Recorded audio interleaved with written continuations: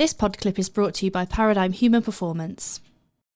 That kind of tick box side of the way we look at diversity, and I'd love to place you. Why? Well, one, because we get paid a shitload of money, but two, because she's a woman, and it's just like that must be really hard to. Does that make you feel like it devalues all the work that you've done? Like you say, like you don't want to place me just because you think of just because of all the work I've done. Like you're not like, oh, I'd love to get Crystal the next step.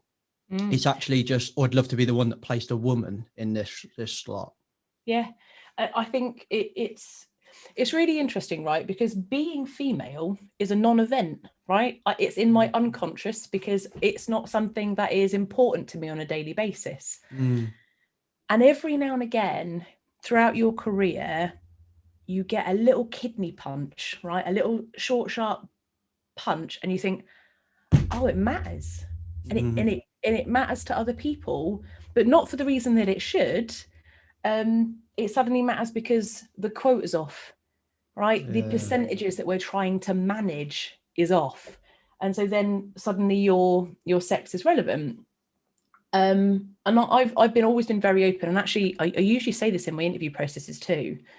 And that's, if you're going to give me this position based on my sex, I don't want it. Wow. If you're going to award me this position because what I've done in other businesses is inspiring, then we can talk. But I don't ever want to be because I got this job because I should get a job because I'm really good at what I do. And I had a very interesting chat in my career where somebody said, somebody I thought was amazing, actually. It was a job that I really, really wanted. It was a big step for me. And in my day one, I was told that when they saw my name in the pack, that they assumed that it was a gender card, as they called it, right? It was the gender card. There needed to be a certain percentage of women in the pack. Yours was in there. And they genuinely paid my CV no heed. And then I went in and I did the interview and I left and they were like, oh God, well, we don't even want to interview anybody else. And so when I got the job and I was told that, I thought, what's wrong with that? You know, what was that made you think there's a girl in here that's about trying to get the quota up and not about talent?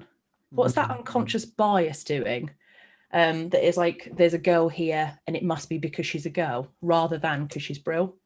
And it's like the work that they're trying to do to increase diversity is like having undesired consequences, isn't it? Like what you've just said there, that's somebody trying to fill a quota and they came up with that quota thinking it was a good idea. Like they had the best intentions, but actually it's had the undesired consequence in that we've just completely overlooked Crystal potentially because we just think she's a gender card. And I assume that plays in ethnic minorities and so many other things. Yeah, absolutely. Yeah, absolutely. And I think I had the interview process that I've just been through actually was probably one of my favorite ever. I was my strongest. I was my most authentic. I asked all those tricky questions. And I had a conversation after the contract point. And actually it was really said overtly, know one thing, you are here because you are talented and for no other reason. Nice. And I just thought, I've never been more in than in this moment. Actually just knowing that this is not a gender card. This is a talent card.